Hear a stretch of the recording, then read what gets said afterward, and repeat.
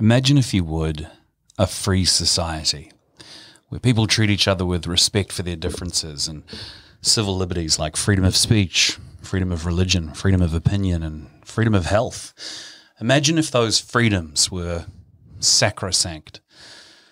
Imagine if it was wrong to force another person to eat your style of food or conduct only your kind of cultural practices as the right way to live and love and treat each other. We've made some steps in the right direction.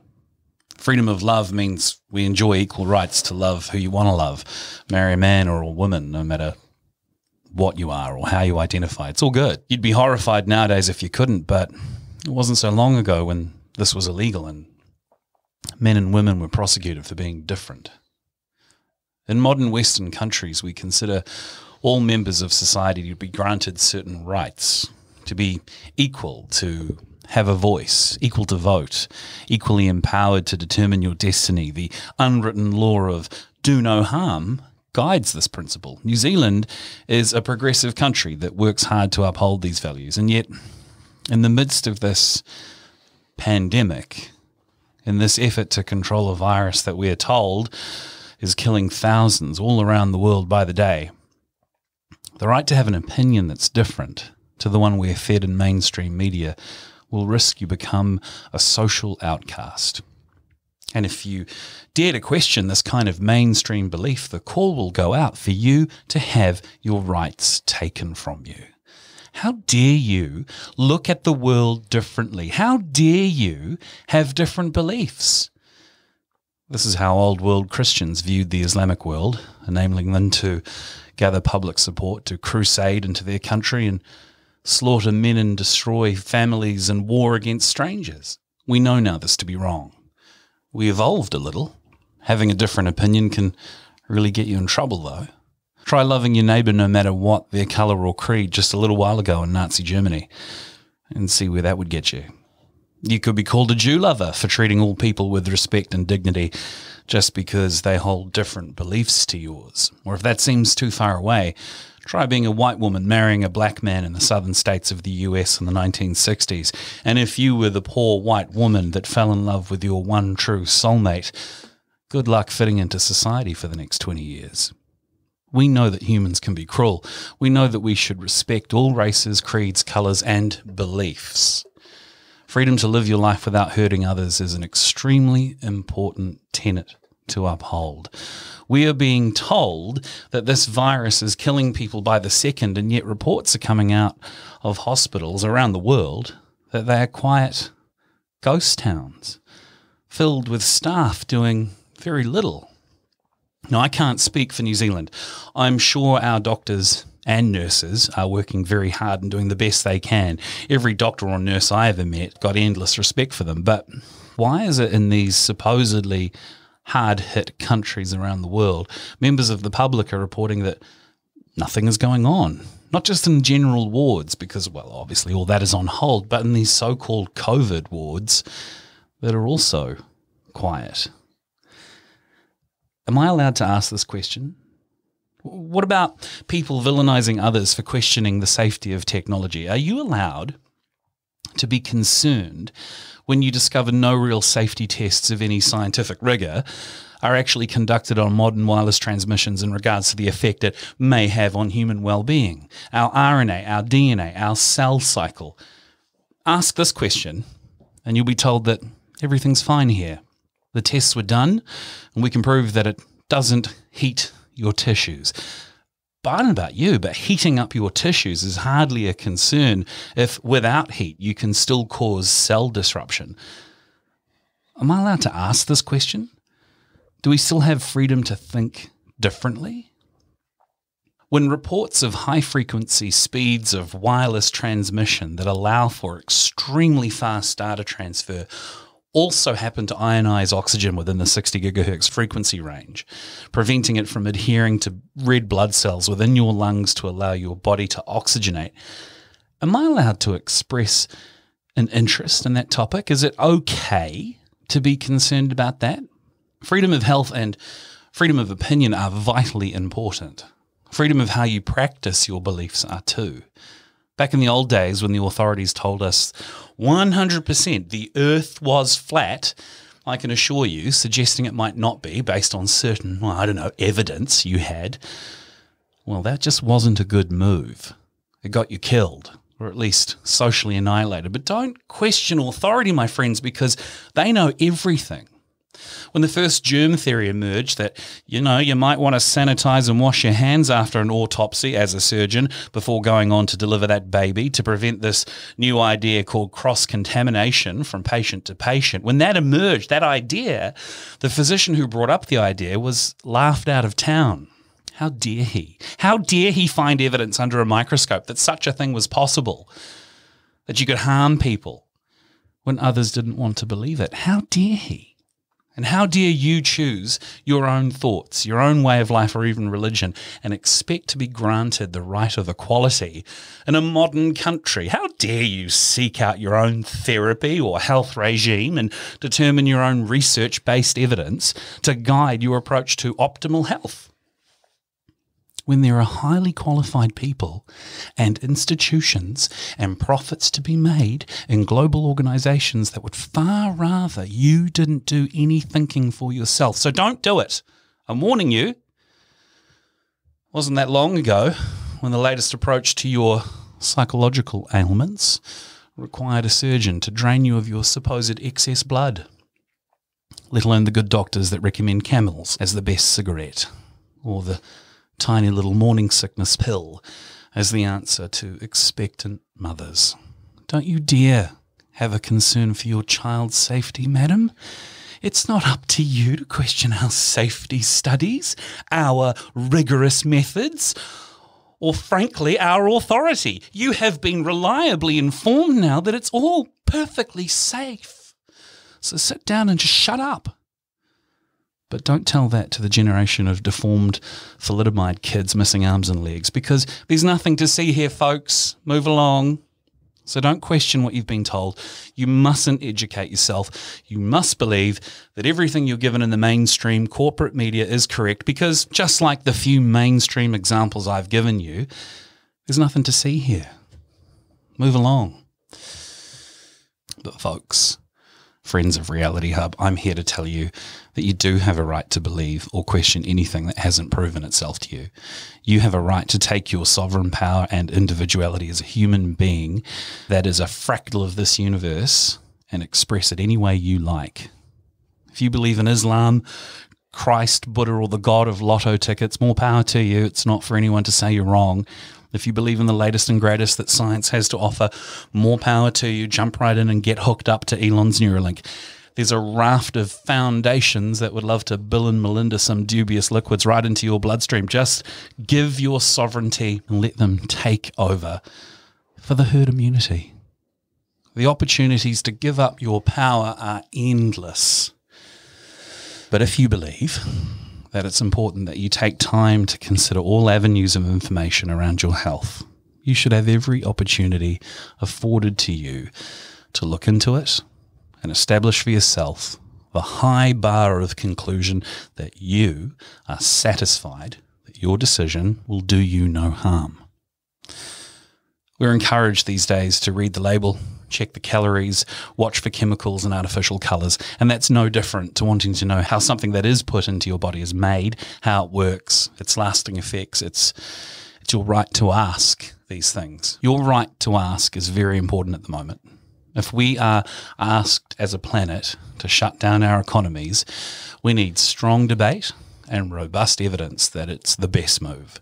If we're told we're doing it for the virus, we need accurate numbers of its infection rate. If this sends our lives into a tailspin and a financial depression the likes the world has never seen, then it needs to have been absolutely worth it.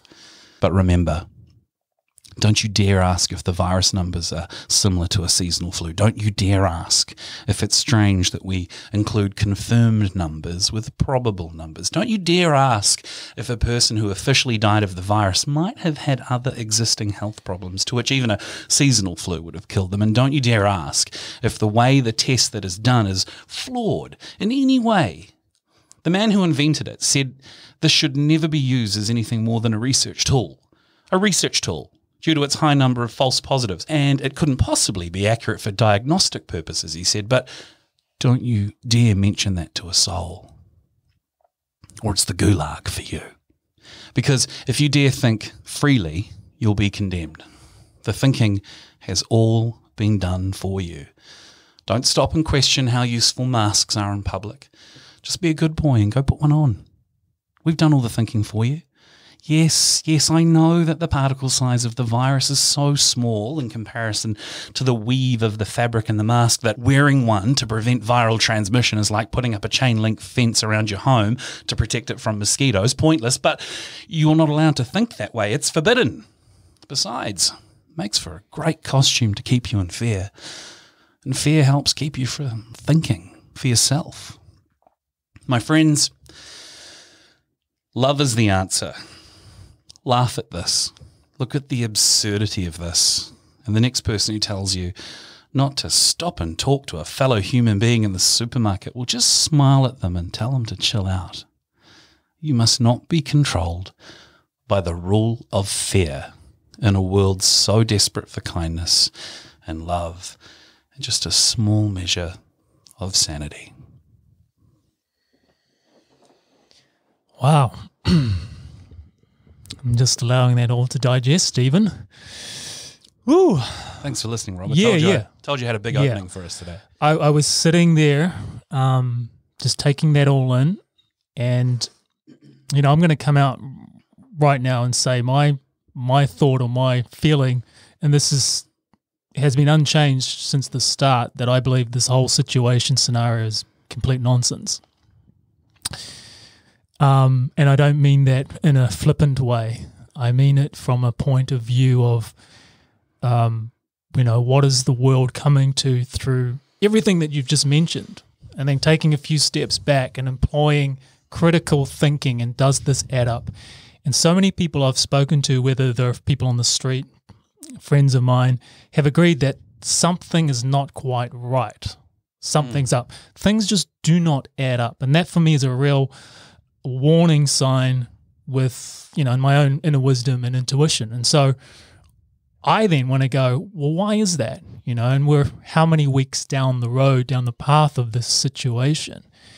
And so, you know, more information has been revealed, but the crux of it is the ability to think for yourself, the freedom of critical thinking. And so, you know, critical thinking is the ability to objectively analyze and evaluate an issue or situation in order to form a judgment for yourself, right? And there's always going to be opposing views. There's always going to be, you know, someone that's going to disagree with your evaluation, which is fine, you know, and that's the point. So, but you need to, as you know, when you have just said what you've said, it sounds like you're very informed and educated and you've done some research. You haven't just followed and recycled the information that's been put out there on a general consensus platform. Well, you know, like mainstream media. Can I just say to that? Yeah. I mean, you and I haven't done an episode for a little while. True. And I know because we talk, but we've both been sitting back watching this whole thing going, okay, just when do you step in and say something? Yeah. Just when is the right time to talk about what's going on? And I can't help but have been finding myself going, well, not now. Not now. No, not yet. Not now. Yeah. I got more to watch. I got more to listen to. So it's been a while since our normal transmission, which is usually weekly. I mean, over this 5 to 6 week period, we've done a podcast once every 3 weeks, not every 1 week. Yeah. And also, you don't want to offend anyone. I don't want to offend anyone. I know people who have told me that their family members overseas have been affected. And I you know, I have a lot of sympathy for that. Of course. I mean, by affected, I mean died. So, you know, what I wrote is heartfelt, but it's not meant to intended to offend. No. I think it's really hard to say anything at all. Yeah. And I think you raise a really good point, is that how many people out there are afraid of expressing their true opinion on a situation, whether they're right or wrong, but they should be allowed to express how they're feeling, Should be a human right to say that. Hey, I disagree with you. Hey, I think you're completely wrong. And, for the people that have done their research, they can then present factual arguments and evidence and say, hey, check out this website. Go to a government website, and this is what they've said here. And then they've contradicted themselves, and then the same person has said this. And it comes back down to there's a lot of, I always say, and I've said this before, it must be so difficult for people out there to navigate something when there's so much misinformation circulating out there.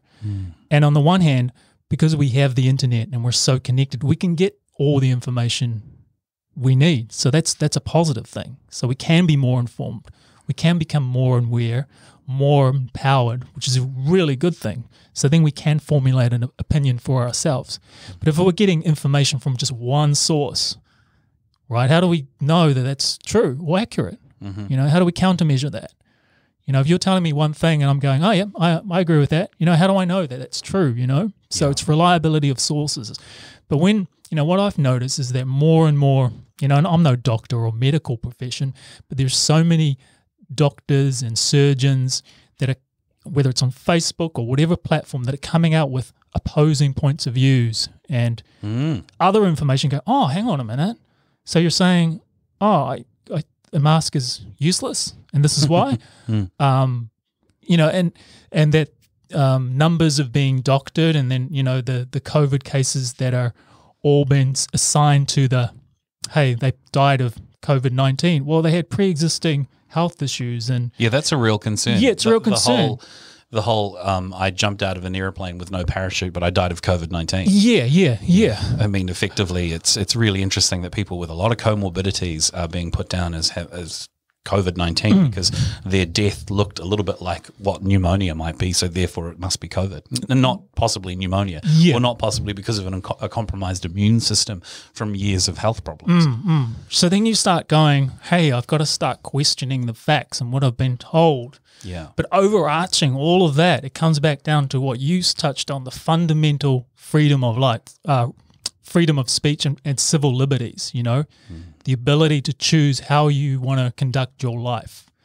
And as long as you're, contributing to the greater whole, I always say this, most people in this world, want to live their life according, to their values. They want to raise a family, they want to earn a living, they want to live in harmony and peace and be able to socialize and experience the fullness and richness of this world without some fear construct, without having to second guess how you should feel or think or what you should do, as long as you're not harming someone, right?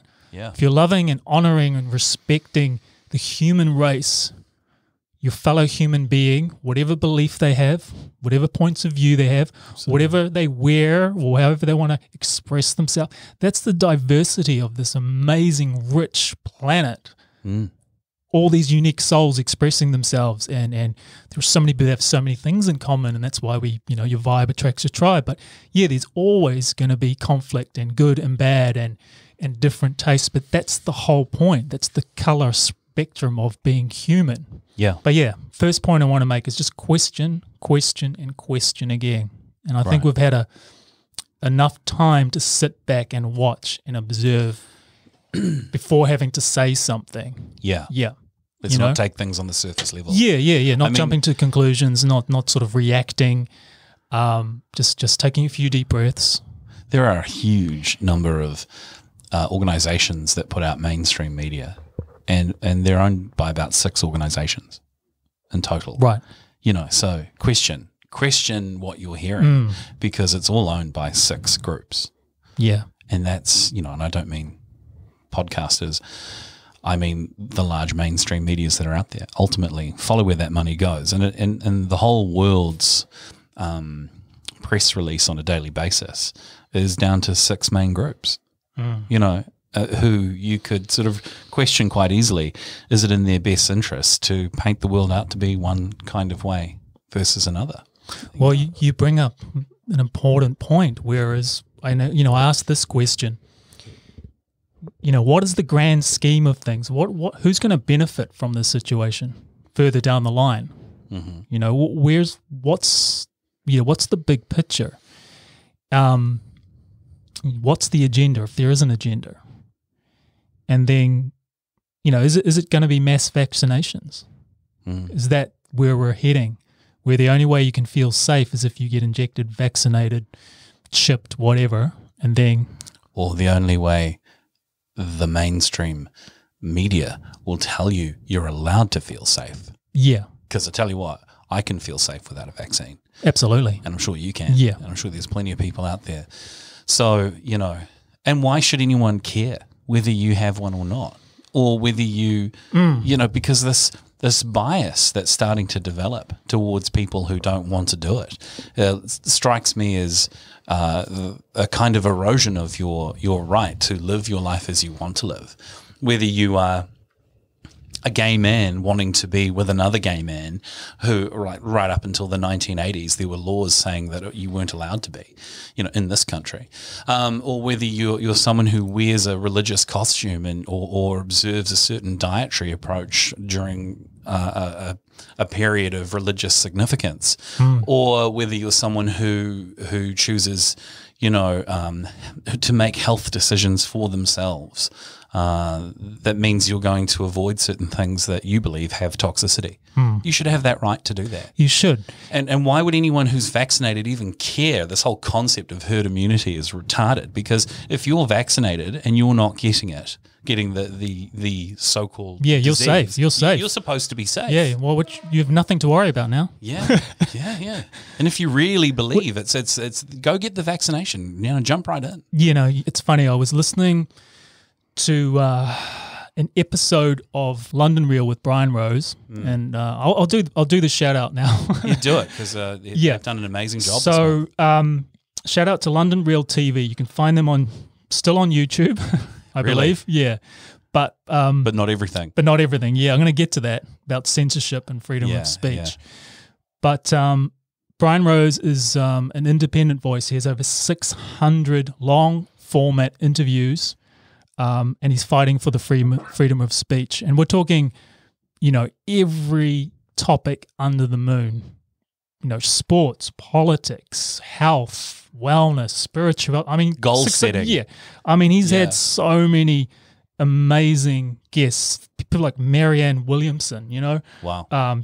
David Icke, Jason Silva, Ido Portal, Wim Hof, Robert Kiyosaki, David Goggins, Dr. Bruce Lipton. Oh, Lipton's amazing. Joe Dispenza. Look. Yeah. He's covered pretty much everyone. I think he's getting Robert Kennedy on there. He's looking to get him on there.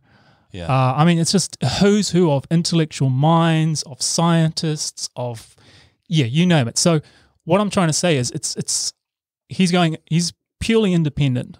He's not paid for by advertisers. Mm-hmm. It's his own thing. So it's for the people of the people. Yeah. And so you're allowed to go on that show, speak your mind for an hour, 2 hours, however long it takes, without being censored, without being edited, without going, hang on, you're not allowed to talk about that, or you're not allowed to talk about that, or we can talk about it, but we'll just take you off YouTube. And so he's gone up against the big silicon tech giants, Google, YouTube, Facebook, all of them, because he recently got censored. I know. He had the Alex Jones things happen to him. Yeah. And he went, hang on a minute, who are you to do that? Yeah. And why? And there was no real grounds for a reason, but he fought back, and he is fighting back. Yeah. So I mentioned Brian Rose as one source to go to, because he has such a wide range of human beings covering a wide range of topics. But the point is they're giving an alternative viewpoint on the current situation. He's had Dr. Andrew Kaufman, Dr. Rashid Buttar, give a completely different picture. Yeah. And just go, but hang on, these guys actually make a lot of sense. Yeah. In some way. Yeah. They're logical. They've got good intentions. They want you to be safe. They want you to be healthy. Oh. And they can just blow holes in the mainstream argument. Just blow holes in it. And once again, you form your own opinion. And this is what Brian always says. Watch it, form your own opinion, and go from there. Yeah. And you should have the right to do that.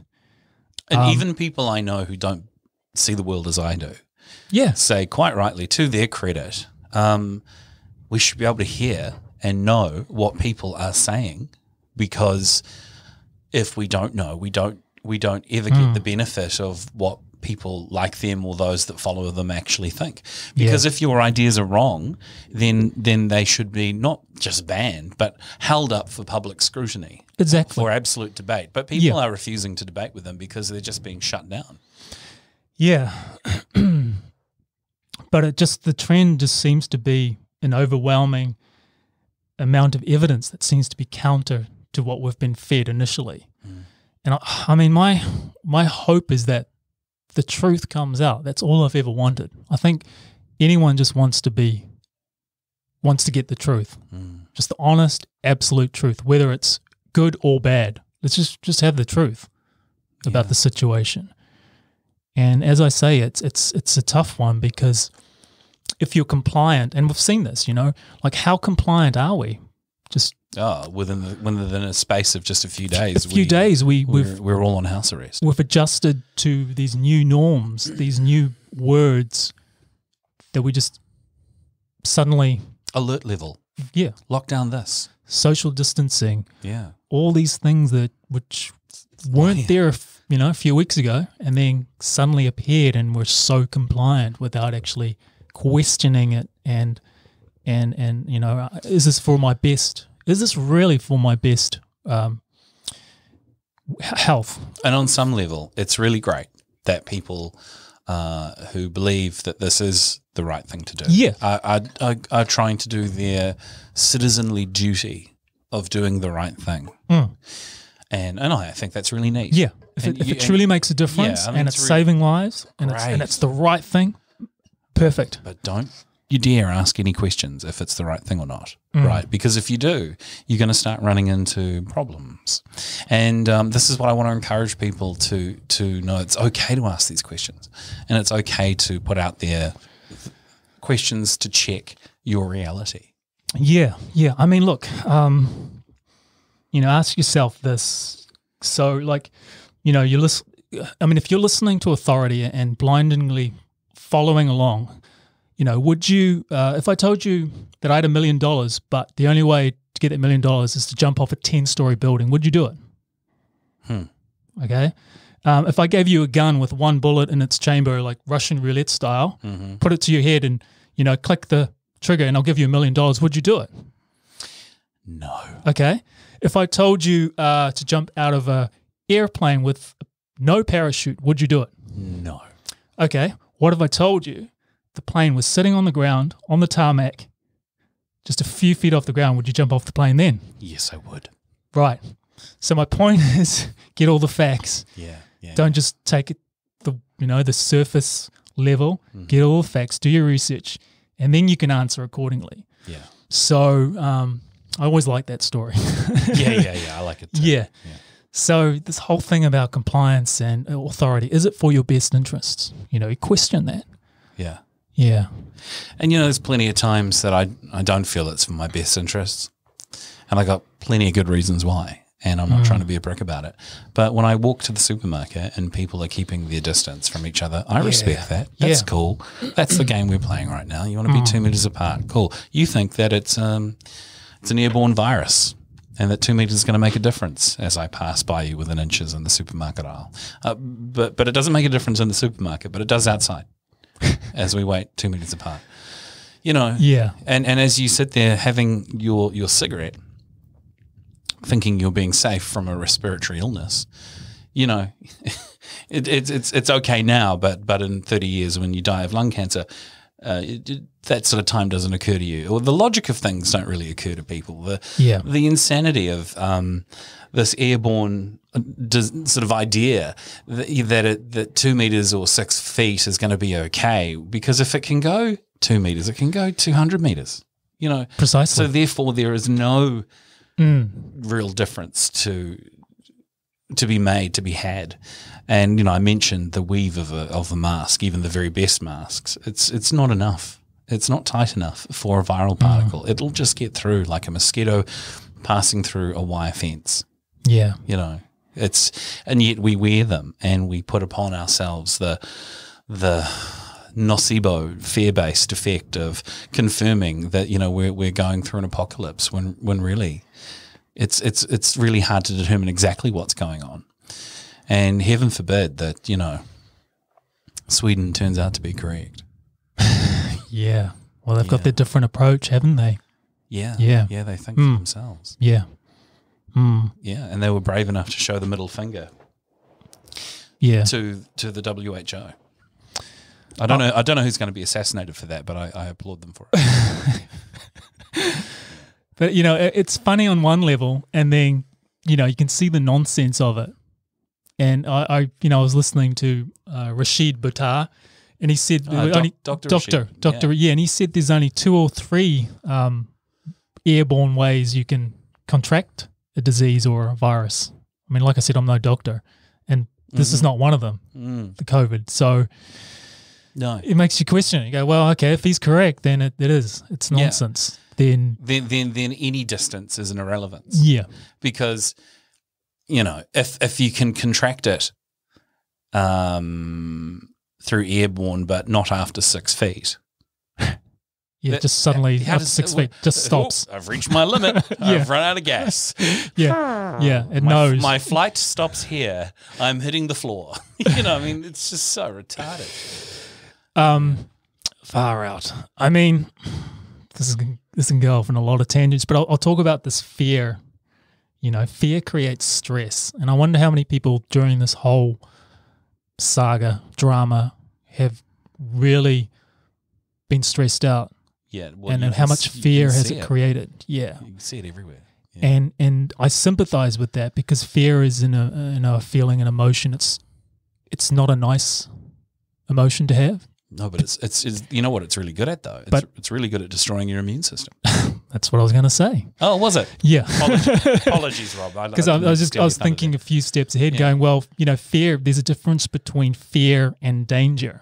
Danger is great. It's fight or flight. Yeah. You're in your car and someone knocks on your window and he's got a gun in your hand. That's danger. Okay, alert. Get the hell out of there. Fight, whatever. But continued fear, which is created in the mind, your thought process, can be very detrimental, because, your thinking creates your reality, creates your feelings, your emotions.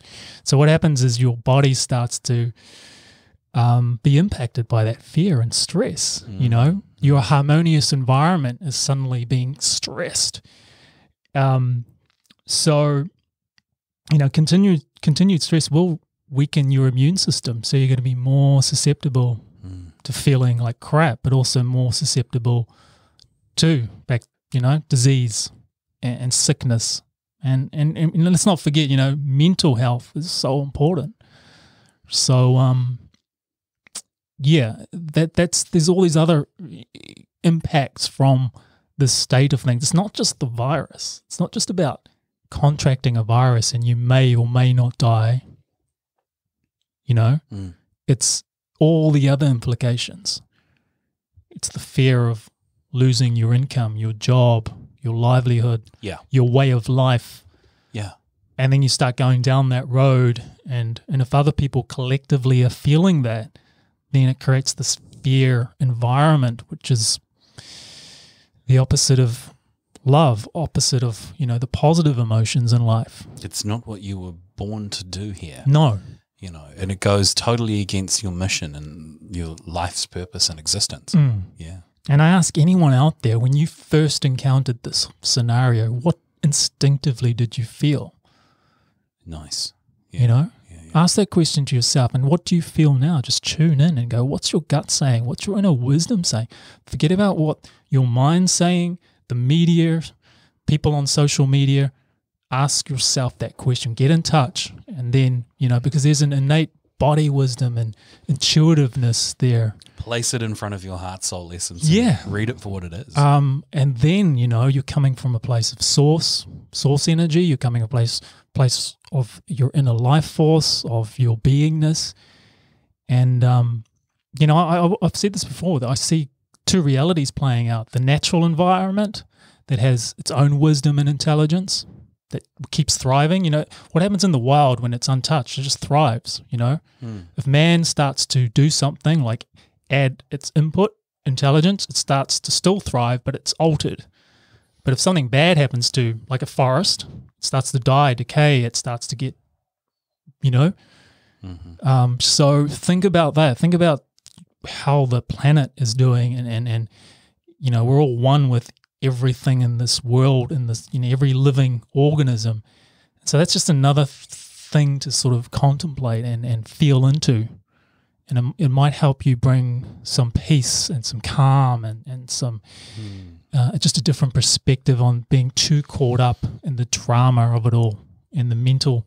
I don't know about you, but I had to do that a long time ago, is just disengage from the mental processing of it. And that's why I think we took some time before we came back and started to bring this up. Yeah, that's right. Well, look, I mean, I meant everything I said when Jimmy was on too, and it was really nice having him on the show because he talked about coping with it from that really practical perspective.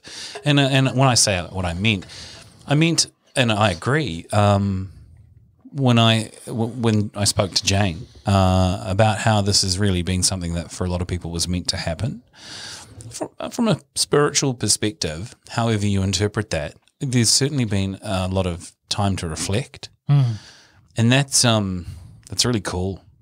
Yeah, it's really great, and I think a lot of people needed to have that, to reflect in their lives where they were going, what they were doing. But what concerns me is not that, but the loss of civil liberties, and being enforced into a way of life that, I mean, I worried for years about the oncoming agenda to take us to a cashless society. And what a great way to force that now. So, you know, one of the things I reflect upon is being true to yourself over this last month. So when I now flip that around and go, okay, so that was good, but now let's look at some of the bad things here. Taking away people's civil liberties and not rolling them back. You know, if they roll out some kind of cashless society scenario where we're all just paywave cards and so forth. And I love my little Apple Watch with contactless payment, but I don't want it to be the only method of payment, contactless payment. You know, I don't. I think we should have a cash component built into our society, because otherwise we risk easily being controlled through just digital manipulation, because that's all it is. It just becomes zeros and ones in a computer system. You know. And it's like the powers that be that have control over the technology can dictate whether you can transfer funds or access your funds, or they can, what you will, and dictate your value and maybe your social credit score, and whether or not you're worthy.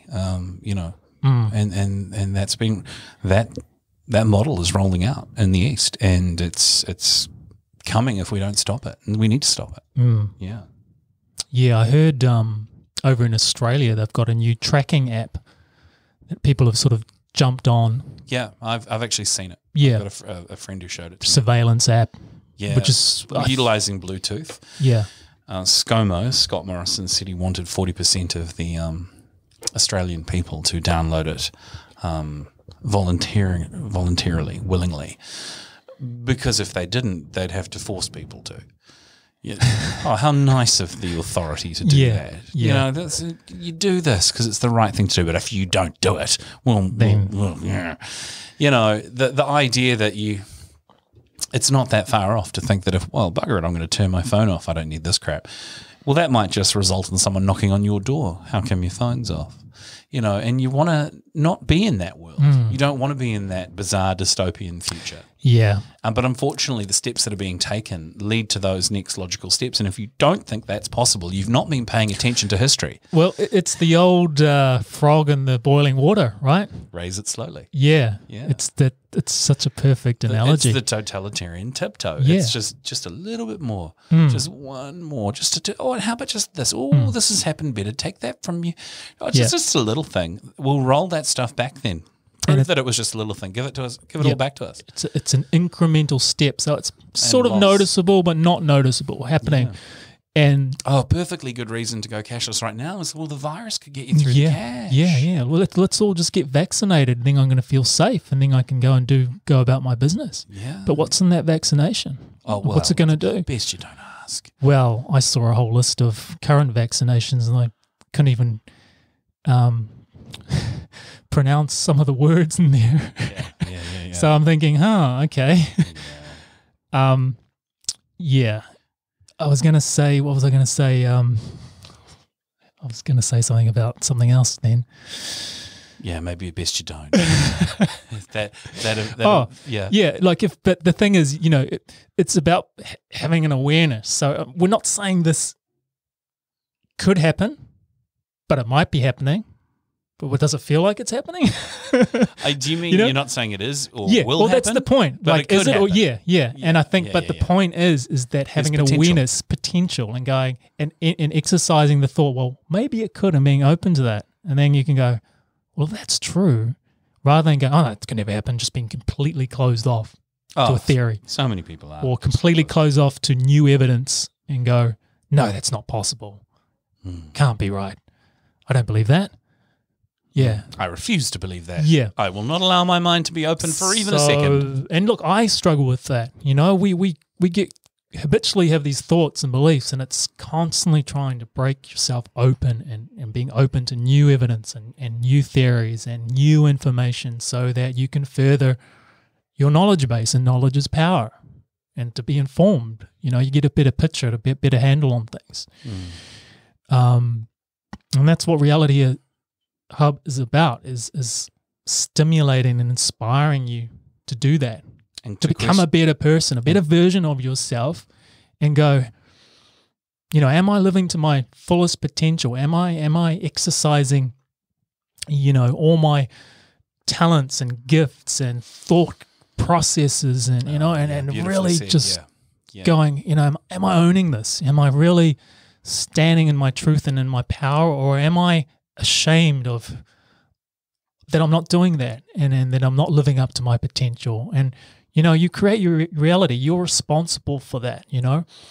And the last thing we want you to be is a victim, to feel like you're a victim in this situation, that you're powerless, that you can't do anything.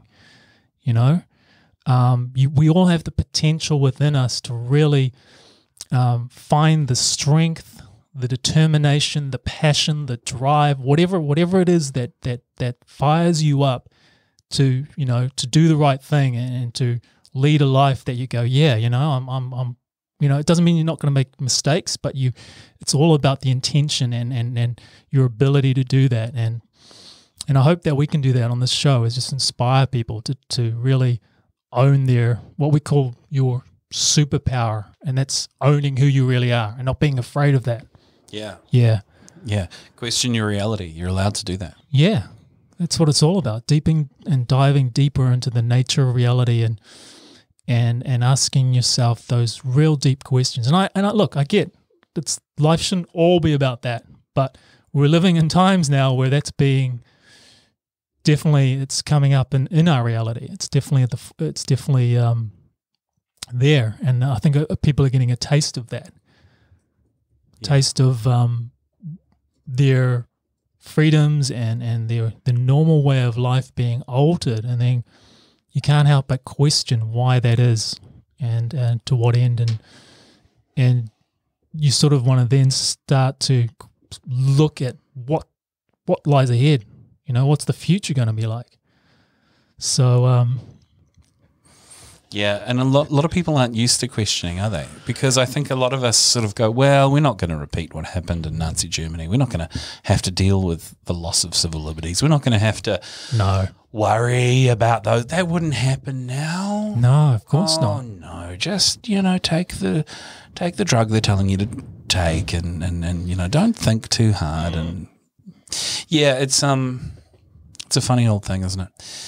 But you have a right. You have a right to question, and you have a right to your cognitive liberty, and that, to me, is a really important thing to consider. Your cognitive liberty is your right to self-determine, to mental self-determination, the freedom of the individual to control his or her own mental processes, cognitions, consciousness, beliefs, and you need to remember that you have cognitive liberty, and if you choose not to express it, then you're feeding yourself right into someone else's thought pattern that they've designed for you. And it's the one thing you can control, your internal reality.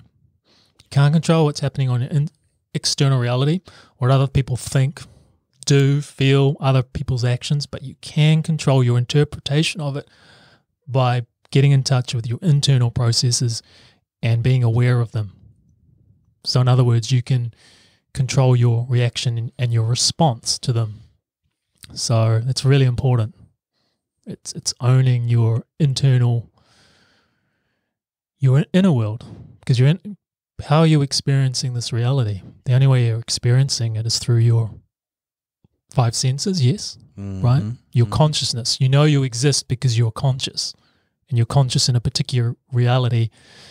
And if you're, and then you've got to be very vigilant and mind aware of what information you're downloading and allowing into your realm.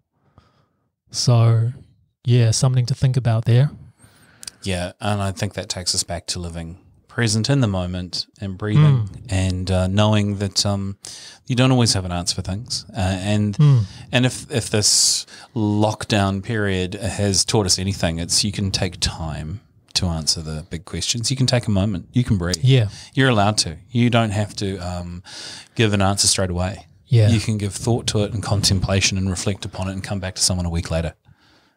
Absolutely. Because there's really nothing that life-threatening that requires you to have an answer right now. And you have every right to go and research things and look into things and take a look at the studies and the information on any topic that needs proof or determination for a choice that you're about to make that could affect your life or well-being on any level, whether it's to do with how long they've shut this down for, what's the likely expected flattening of the curve, when it's likely that the virus will return. Meanwhile, they say Sweden has reached 60% immunity, and so they're at a point now where it does, it's not a problem, and the loss of life was somewhat insignificant in relation to the average standard seasonal flu. And you go, well, they get to live on. And may continue to have a fantastic economy and way of life that we could only envy, but we, knee-jerk reactioned in fear. And yet we're an island nation that is so well protected compared to some of these other European ones, and we had to go 100% whole hog on it. It fascinates me. All in the meanwhile, while nothing's actually happening. Yeah, and from what I last gathered, 21 deaths, is that the total? Yeah, it could be. Official? Yeah. And I think 50% were attributed to one rest home, about 11 deaths. Right. So on one level you're going, we locked down our entire nation, the borders, everything, for just a few deaths. And I think all those people had pre-existing health conditions. They were all elderly. If they're in an elderly old folks home, you bet they have. Yeah. So what my point is that on one side, if you're going to look at this objectively, it's like, what the hell? Like, why did we do this knee-jerk reaction and just go hard, right? But then on the other side, people say, well, exactly right. Otherwise, the deaths might have been a lot higher. So, which one's right? Which one was right? Hey, we saved a lot of lives, I think. Or hang on, like, was it worth it? So, I think people are going to have different opinions on that. This is why people are, because you're right, because you can argue it in both directions. You can. And this is why people are referencing Sweden. My God, they had the balls, didn't they? The balls to do this. Yeah. They were really gutsy. To look at it with independent eyes and to not just follow the sheeple and the highly corrupt World Health Organization, and to actually look at it and go, well, let's ask our own scientists what we think. They're highly trained individuals, and they looked at it and went, we don't have to do that. Yeah. So if that turns out to be correct, it's the one, it's the building 7 of this whole coronavirus situation, Sorry, the building. It's the building 7 of the coronavirus pandemic, which of course is a 9/11 reference. Ah, yes. You remember building 7, the one that just fell down? Yeah, that's right. But don't think about it, folks. We've done all the thinking for you. It's going down a whole nother rabbit hole. But it's it's not connected. No, it's not connected at all. It was just a natural disaster, wasn't it? Yeah. But for What's going to happen? But anyway. for those who can chuckle and laugh and know what I'm talking about, you'll get exactly what I mean. Yeah. And if you don't, well, there's Google. Go for it. Go for it. Yeah. So, do we have any other topics to cover? Well, I'm just looking at my list. I think we pretty much covered all of them at some point. We did, didn't we? We went around about in a different way. We just went around about in a different way. Exactly. Yeah. I think we covered a lot, though. Feels like we have. Sure. Yeah. Well, if you're out there and you're thinking that some of the things we said today ring a bell with you, or if you have any interest or evidence and to that end would like to share it with us anonymously if you wish, or just say so in an email, or contact us through Rob. What are the best ways to get in touch with us on our platforms? Just Reality Hub on Facebook. We also have the Instagram account, which is just realityhub.love. Yeah. That's right. Or you can email us at contact@realityhub.love. Or just go to the website. Well, you do it that way. Yeah. Realityhub.love. Yeah. You can check out some of my blogs, my posts. I've done a recent one. What was it about? You do quite a lot of them, actually. Yeah. I think the last one was, sometimes we have a certain way of looking, or we want success to look a certain way. We want our life to look a certain way. So it's being okay with things not looking the way it should be. So being okay with that. You're right, and finding kind of a sense of peace within the situation that you are looking to change or something. Yeah. Sometimes things aren't the way they're supposed to be, but just allowing and sort of letting things be okay. We all have preferences, and remember that things are always changing. So because sometimes we have this notion of, in order, my relationship should look a certain way, my job should look a certain way, my life should look a certain way because so-and-so has got this amazing life.